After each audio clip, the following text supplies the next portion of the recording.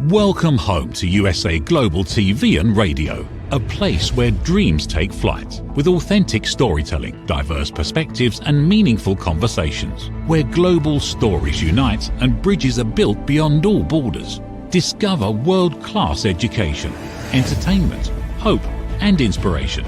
Together, we're building bridges worldwide. Subscribe to our channel, USA Global TV. Download our app, USA Global TV. Be our guest or join our team. Visit usaglobaltv.com. Thanks to our founder and executive producer, Dr. Jacqueline Kerbeck. Music score by Yeffy Tang from Cloud Road Music. Voiceover artist Mike Porter. Creative direction by Paul Garcia. USA Global TV and Radio. Your home for global connection. All rights reserved. This video and its contents are the exclusive property of USA Global TV and Radio. Unauthorized use, duplication or redistribution in any form is strictly prohibited.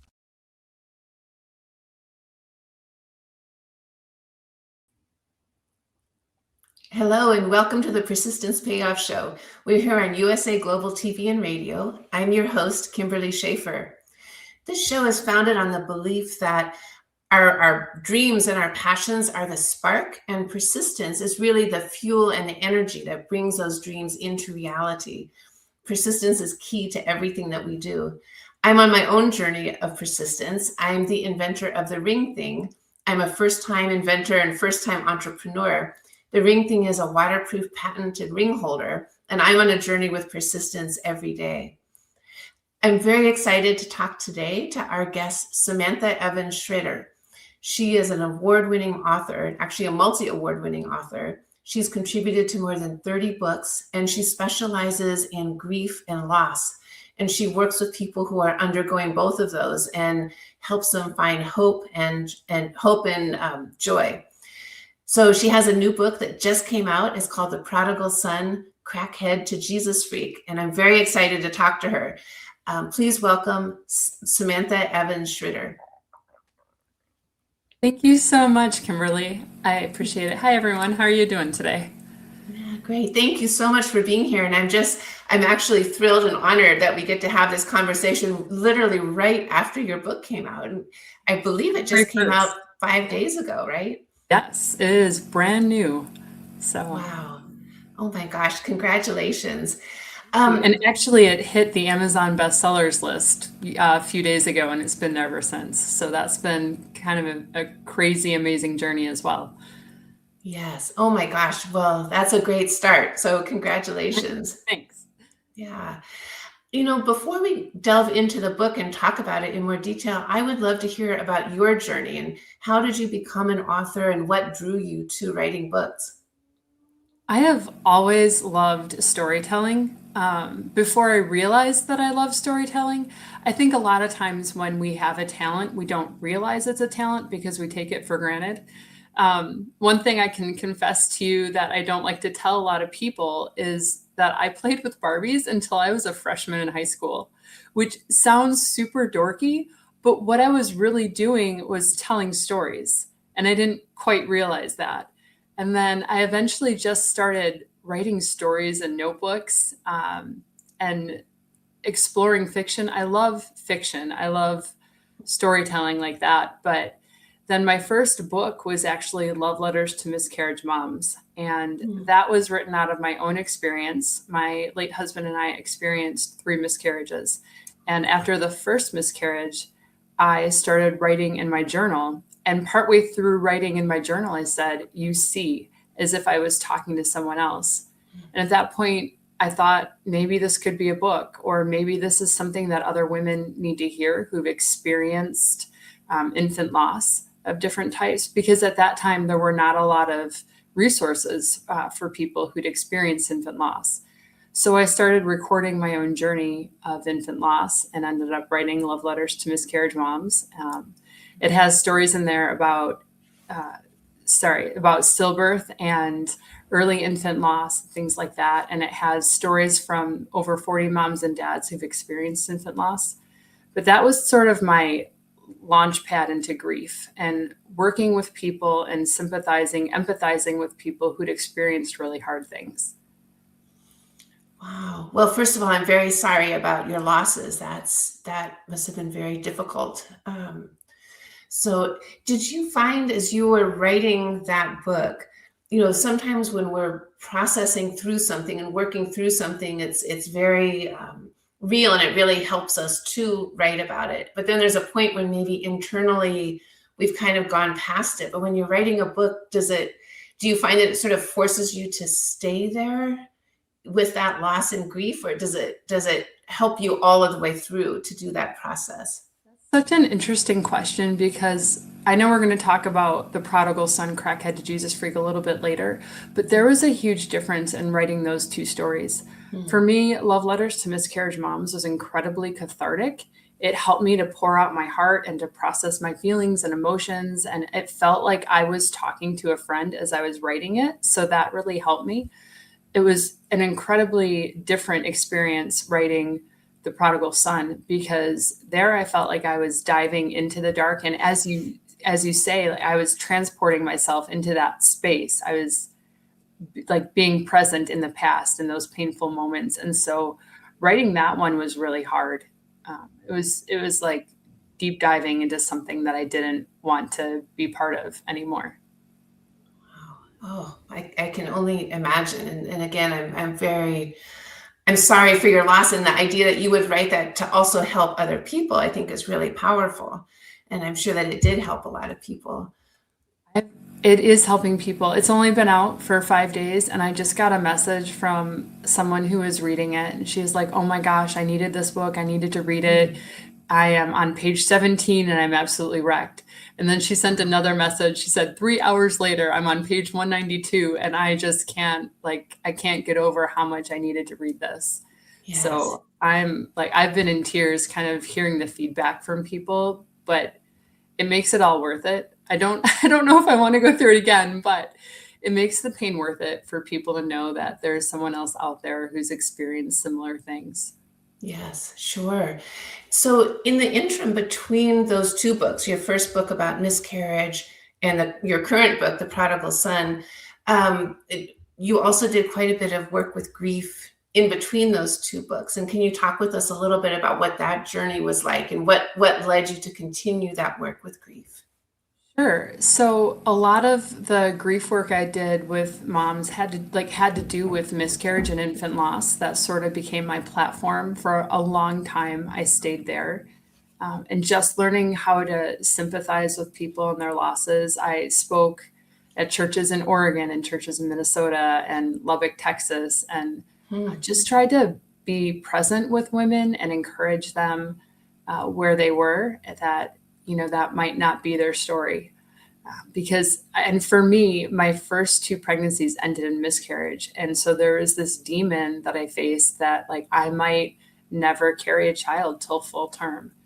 And actually, once I had my first daughter, I felt guilty almost about having a child because I couldn't relate as well to people who were struggling with, I might never have a baby or I'm infertile.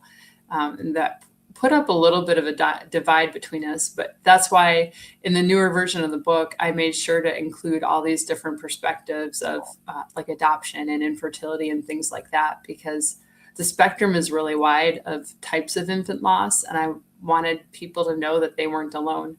The tagline of the original book was actually written in the midst of my grief so that you won't be alone in yours.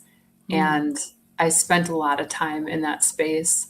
The second book, Love Letters to Miscarriage Moms, is like the same content, but written much better because my writing craft improved over the course of 10 years.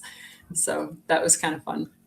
Yes. Oh, interesting. Well, and I would love to hear about what led to your current book, The Prodigal Son, Crackhead to Jesus Freak. And can you tell us the story of that and how this book came to be? Sure. So and when did I get married? I got married in 2003 to a man who had been a crack addict and an alcoholic, and he was sober at the time I met him. A couple years into our marriage, he relapsed into alcohol and then sobered up after 2 years. So we had about 9 years sober. Um, in which he got his bachelor's degree and his master's of divinity. We had a few daughters, all sorts of things, all sorts of really precious life happened in that time.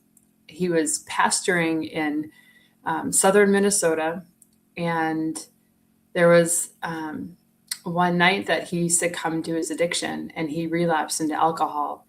And he hid it from me for a while. I saw the signs, but I didn't want to see them because he was a pastor and everything's fine and we're fine. So I just wanted to believe everything was okay. And there was one night in September of 2017 in which I caught him drinking, and we had a come to Jesus moment. Like, if you are choosing between alcohol and your family, you are choosing between me and the girls and alcohol. And if you stay on this path of drinking, then I'm going to have to leave with the kids. Because he had a tendency to be violent when he was drunk. And that was not something I was willing to let my kids be around. And so we had this moment of like, this is the way it is. I'm not putting my kids through that. So that was a Thursday night.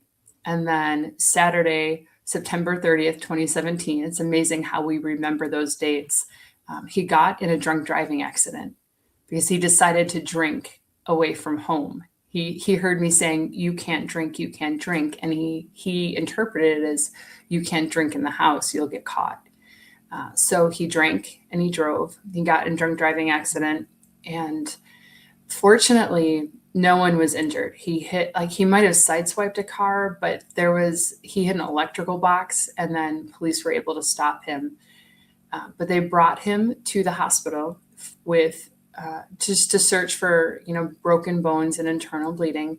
And remember, this is a Saturday night and he's a pastor. So he's supposed to be preaching just a few hours later. And then I got the call at 1:30 in the morning. Miss Evans, this is Sergeant Jeremy Reed with the New Ulm Police Department. There's been an accident. Your husband was taken to the hospital. As the pastor's wife, I tried to get as much sleep as I could that night. And I woke up the next morning intending to go to each service. He had 2 churches.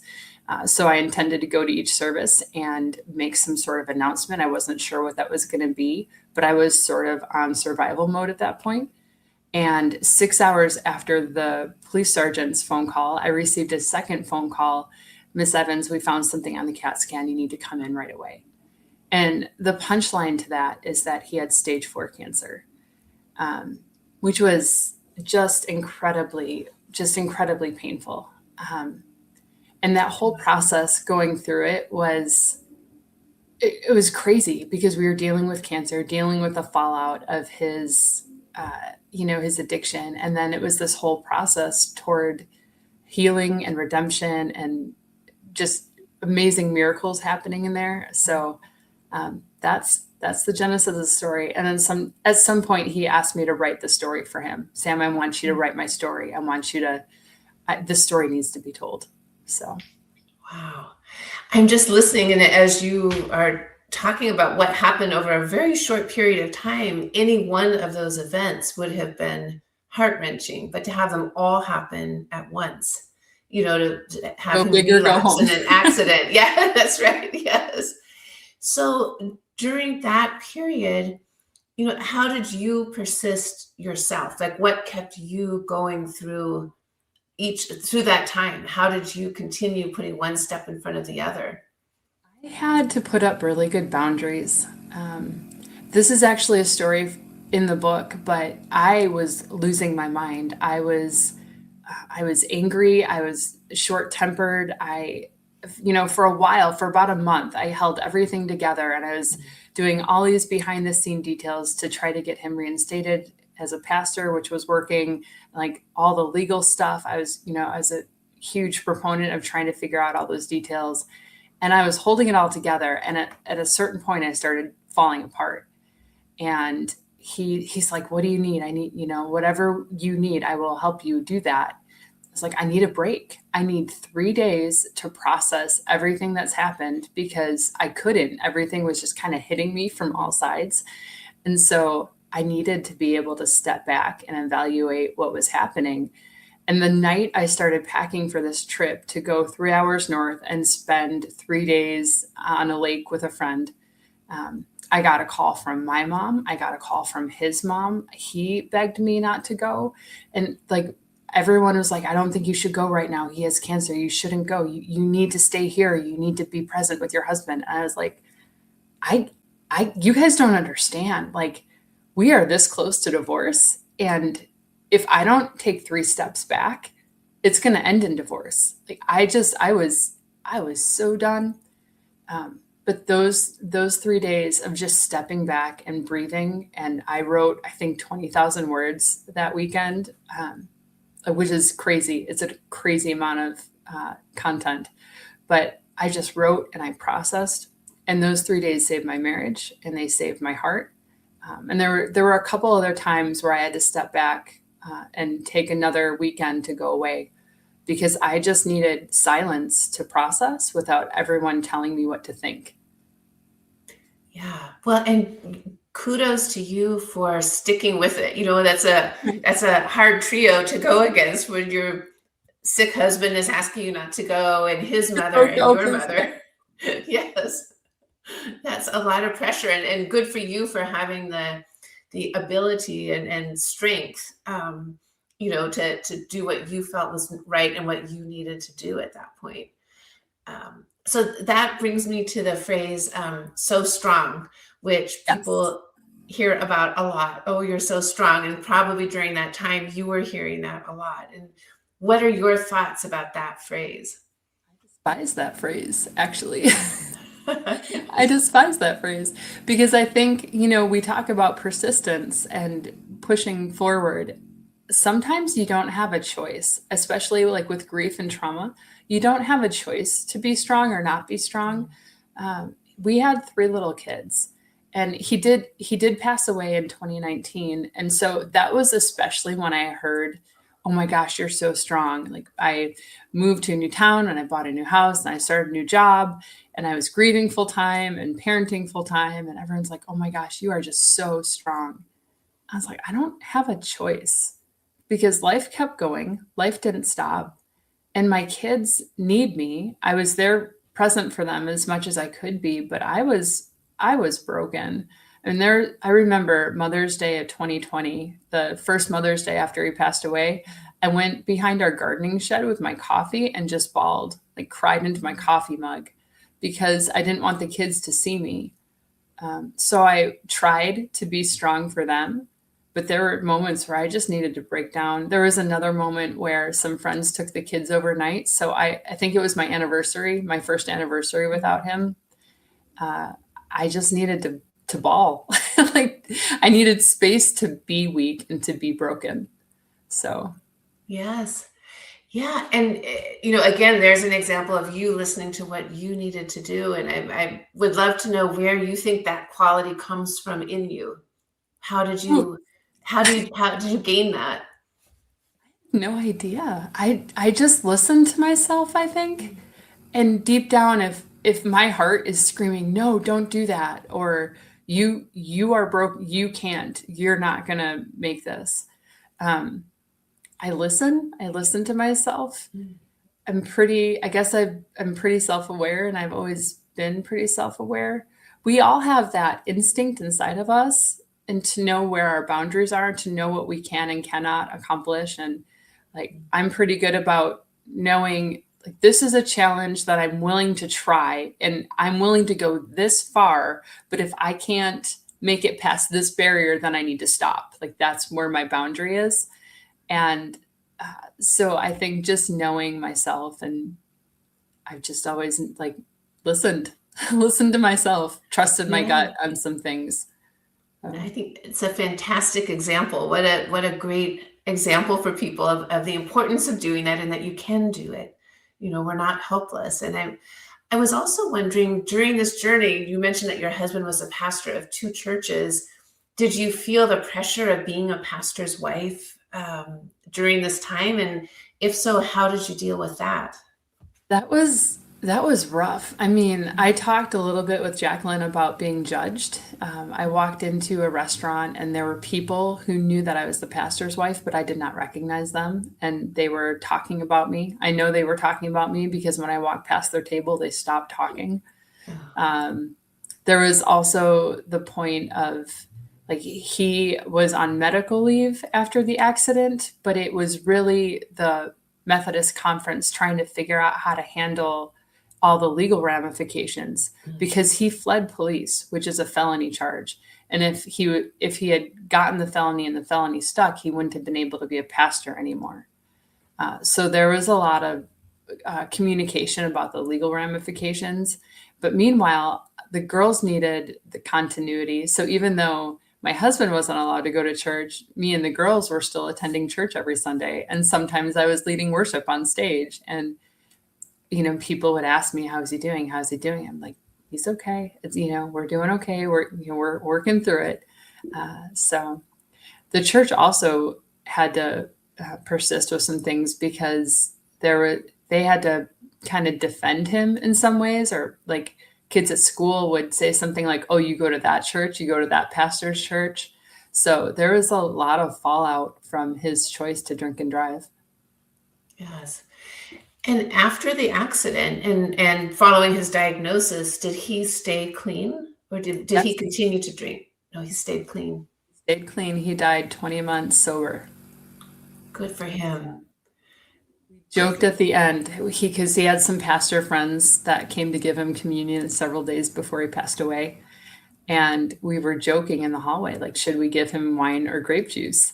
And it was like, at this point, it's not going to hurt anything to give him wine. But I thought, you know what? He's going to want to be able to say that he died sober.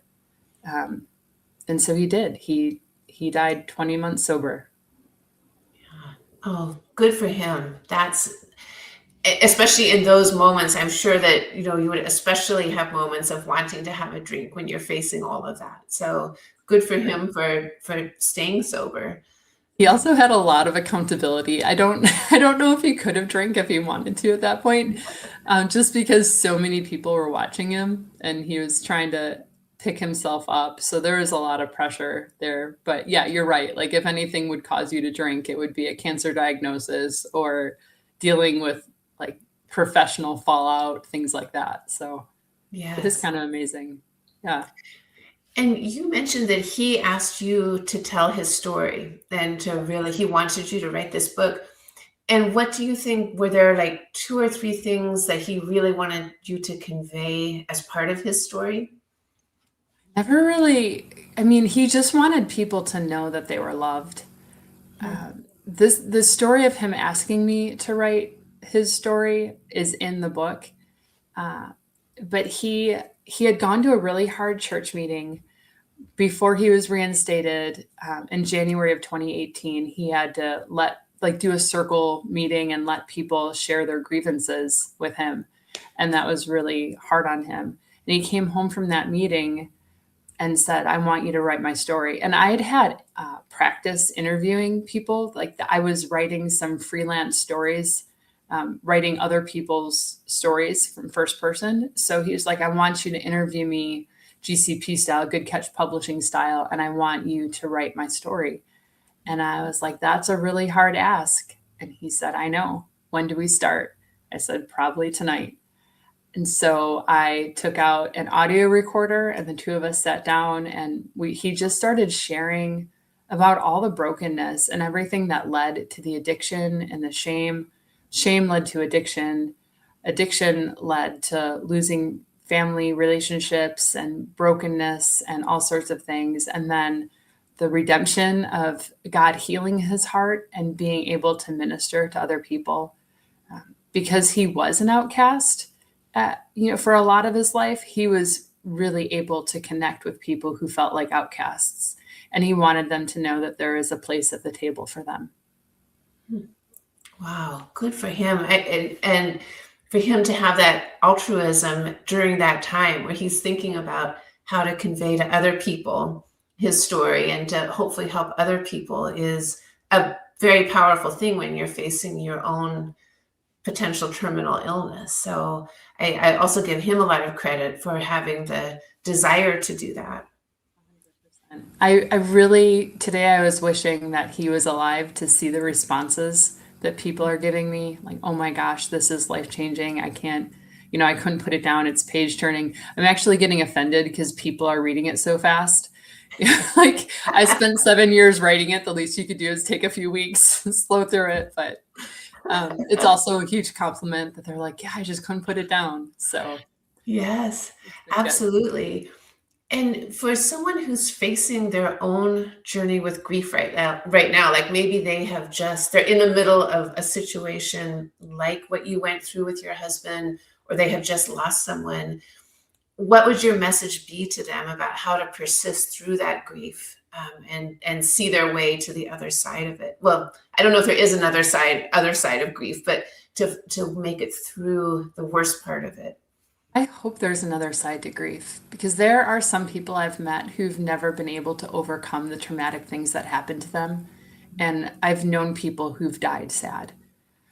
For me, the time helped. I know that sounds so cliche, but time helped because life around the grief grew bigger.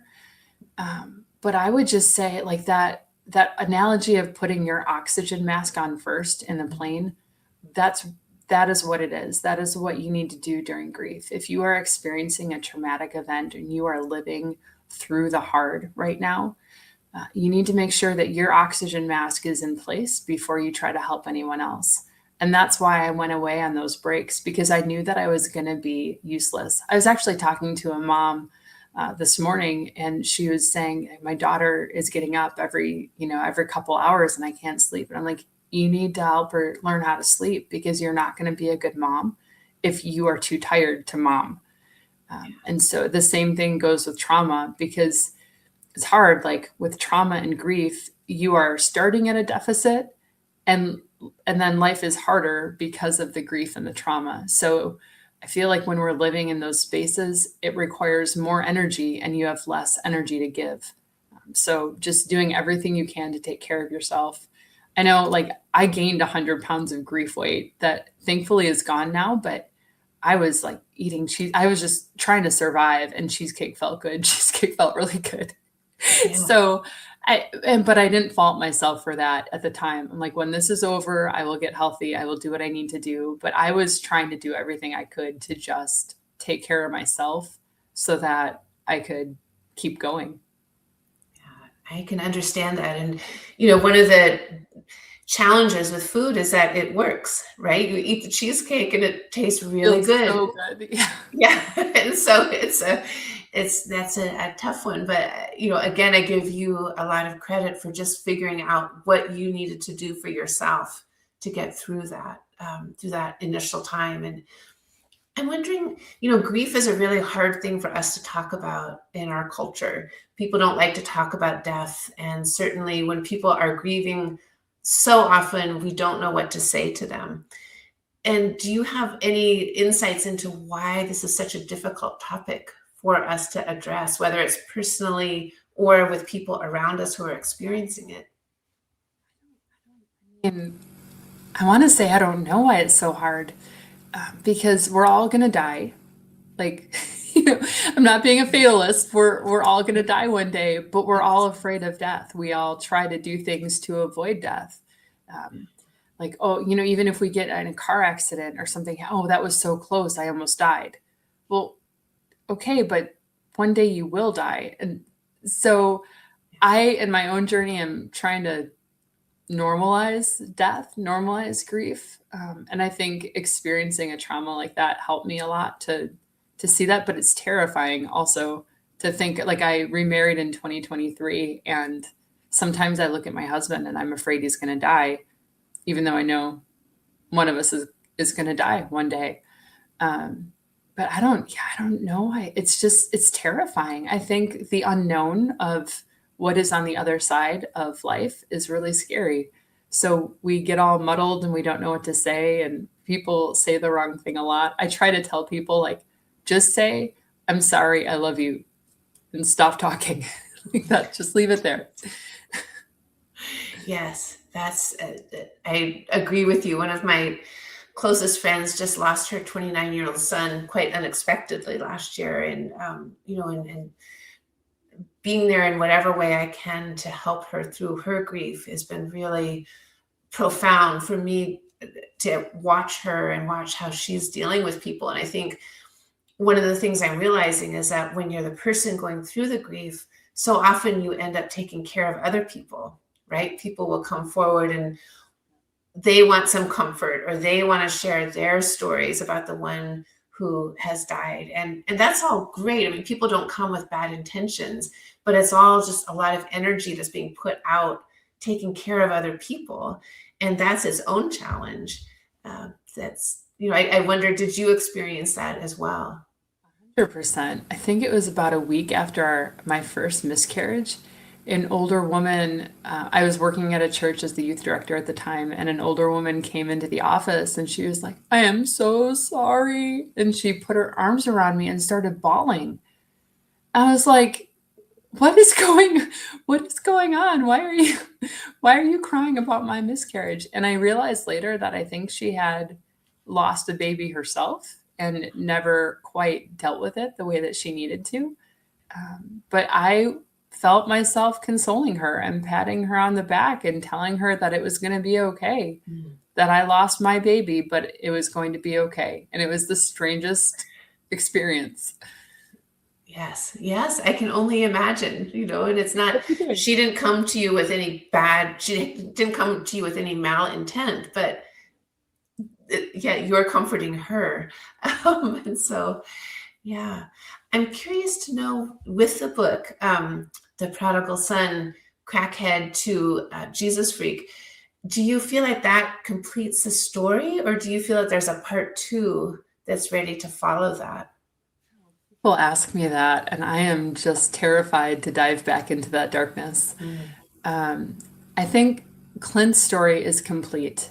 If there was another piece of that story, I would call it The Widow's Mite, Might. An echo of a Bible story of the widow's mite, Mite, where she gives her 2 coins. She gives everything she can. But I would call it The Widow's Mite, and I would talk about how I started grieving Clint's death 20 months before it happened. Started grieving his death with the diagnosis of cancer. And then I would talk a lot about like what happened during his death and after his death, and being a single parent as a widow would be part of that story. But I don't feel compelled to write that right now, even though I know it would help people. I need to step back from that grief space because it was eating me alive, quite honestly. And so I'm ready to write some fiction. I have a romantic suspense novel coming out in March, and I'm super excited. Writing about murder feels like a break, if you can believe that. Yes, well, it would definitely be a different genre, so I can understand that. Yes, I can really what is the name of that book? The Lakeshore's Secret. Oh my gosh. Yeah. We just changed the title. That's why I was confused, because I had a working title that was not going to work. So The Lakeshore's Secret, and it comes out in March. Wow. Congratulations. And, Thank you. talk about persistence. You have persisted through so many things. And I know that we're getting close to the end of our time. And I'm just wondering if you have any words of wisdom for people regarding persisting through whatever their challenges are. I mean, you have faced the loss of your own child through your miscarriages, the loss of your husband, dealing with his addiction, and you've persisted, and you also are persisting ahead in a very positive way with writing a whole new book in a different genre. And I just wonder if there's anything that you have that you would like to share with people as they go on their journey about persistence. Writing The Prodigal Son took me 7 years, and I couldn't write it straight through. There were days where I had to write 2 paragraphs and then put the story down for 2 months. And that's where the romantic suspense came in, because I was using that as kind of like a side therapy. In the meantime, I was still writing, but I wasn't writing the hard thing. And I think, so if you're going through something hard, knowing when you have to push through, knowing when you have to stop and step back is really important. So listen to yourself, and trust yourself. And then also don't quit. Don't give up. You are loved. You are worthy of love. You're going to make it through this. Find other people who know what you're going through and lean into them, because they will be able to encourage you too. You are not alone in your grief. So if you feel like you're alone, try to go out and find some people who know what you're going through. Oh, that's beautiful. That's very, very powerful wisdom. So thank you for that. And before we wrap up, can you please let us know how people can connect with you? Where can they find your books, and how can they connect with you directly?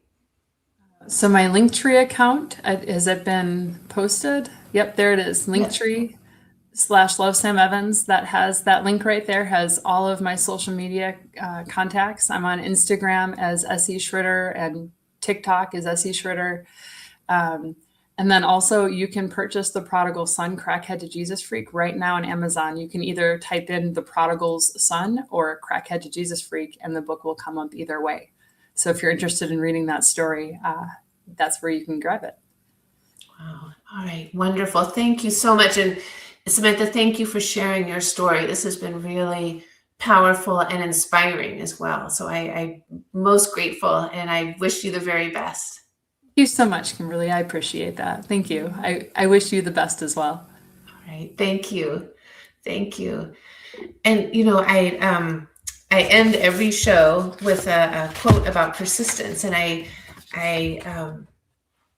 pick the quote before the show, so I never really know how it's going to fit or not. And I feel like this one fits beautifully with our conversation. This is from Dennis Waitley, who said, "Success is almost totally dependent upon drive and persistence. The extra energy required to make another effort or try another approach is the secret of winning."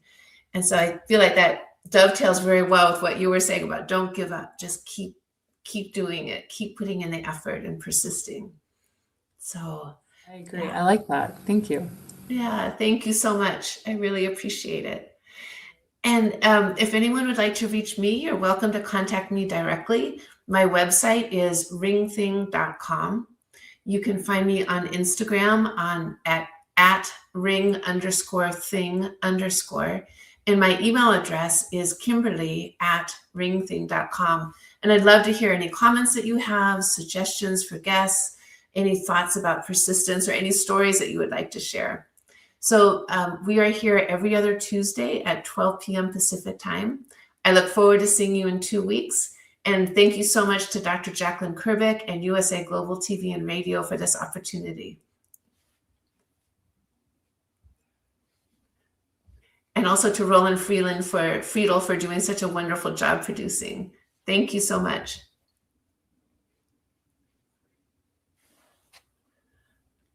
And also to our guest today, Samantha Evans Schroeder. I'd highly recommend finding her book on Amazon, The Prodigal Son, Crackhead to Jesus Freak. And as she mentioned, it is one of the Amazon bestsellers right now, and I'm sure that that's going to continue. And also we look forward to her next book in March. So thank you so much, and we will sign off for today.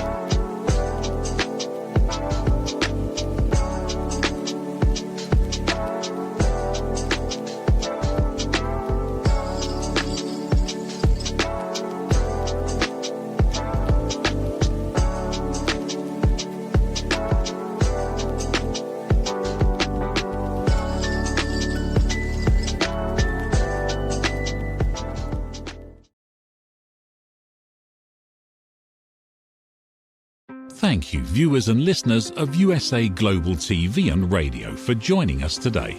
We're honoured to have your time and attention as part of our global community. At USA Global TV and Radio, we believe in the power of authentic conversations, meaningful connections, and creating a world of possibilities together. Want to be part of something bigger? Join our team of elevated listeners at usaglobaltv.com, a space where your voice matters and your ability to listen transforms relationships. Stay connected with us across all our platforms for thought-provoking discussions, expert insights, and empowering stories. Subscribe to our channels at youtube.com/c/USA Global TV. Follow us on social media and explore the endless opportunities we're creating for growth, learning, and inspiration. Together, we're not just broadcasting, we're building bridges and changing lives one conversation at a time. For inquiries, contact us at info@usaglobaltv.com. Music by Johnny Dyes. Produced by Executive Producer and Director Dr. Jacqueline Kerbeck.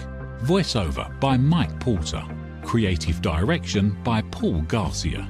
All rights reserved. Copyright 2025. Visit usaglobaltv.com to view our full terms and conditions.